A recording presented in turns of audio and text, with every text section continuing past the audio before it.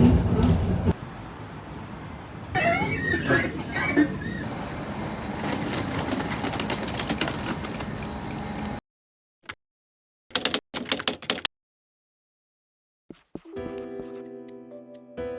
I realized I have never been to mainland Europe and set a goal to make it across the English Channel at some point on this journey, and that's how I found myself in the Netherlands, staying in the middle of a field.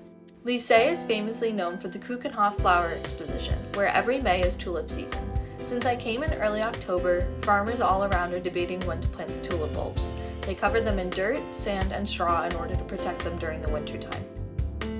I spent the second day exploring the town center and was introduced to this split bookstore. There are 2 levels with more recent titles in the front and antique books in the back.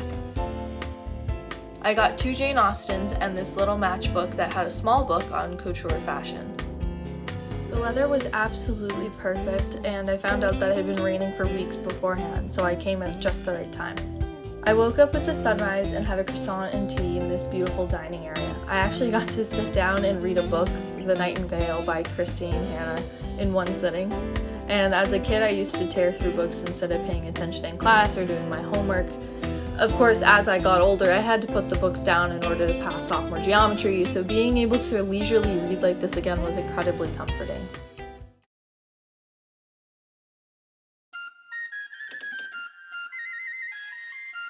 I headed into Amsterdam for people watching and touring some bookstores.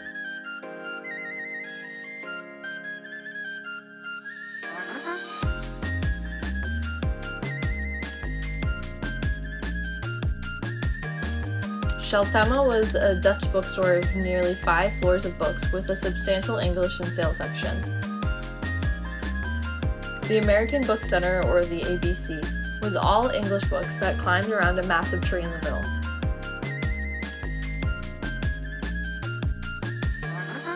Since I was traveling solo, I headed back to my accommodations and spotted some familiar faces at the metro station that reminded me of home.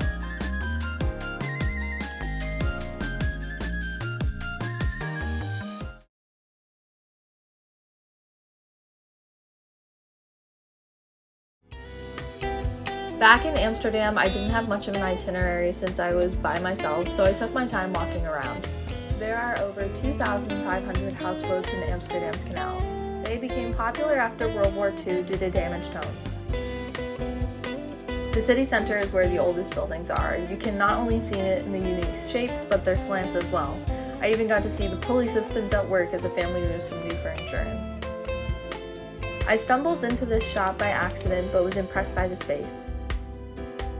The couple who owns the studio hosts small art classes in the back.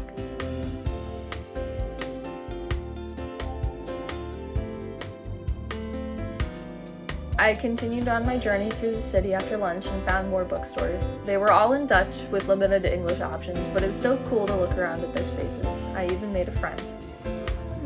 Sorry. The weekend markets were fun to walk around. I did find the different car types in Amsterdam funny, ranging from the smart minis to a vintage Cadillac. I was right in front of it on a bench and got to watch people take pictures of it, which was quite amusing.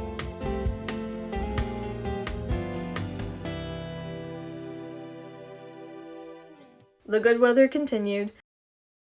Ziggy and Willow were good company, but one of my gracious hosts fixed up a manual bike they had in their shed. We took a ride to the coast and looked out at the North Sea.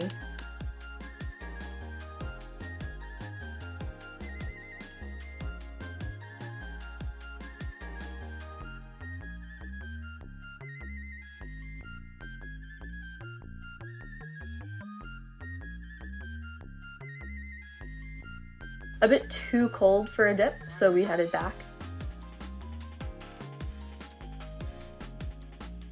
I refereed the dogs' fight for the tennis ball, and I was introduced to sprinkle toast at dessert, but found out that it's actually a breakfast item. 10 out of 10, I'm definitely making this at home.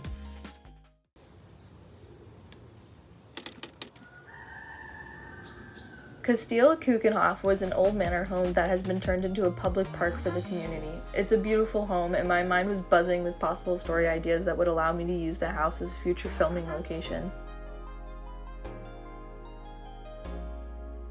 There's also a restaurant and a petting zoo on the grounds with extensive trails all over. The gardens were covered in dahlias, which is the fall flower currently in bloom.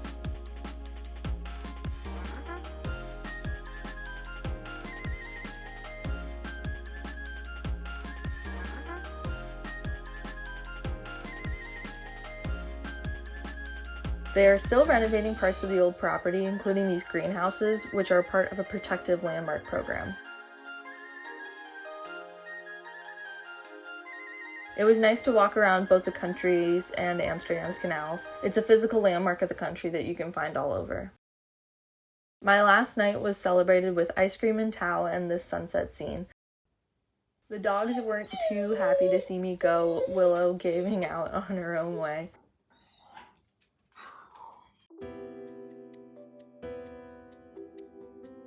I had time for a coffee and a cheese croissant above Jordan before heading back to Amsterdam Central to catch the Eurostar home.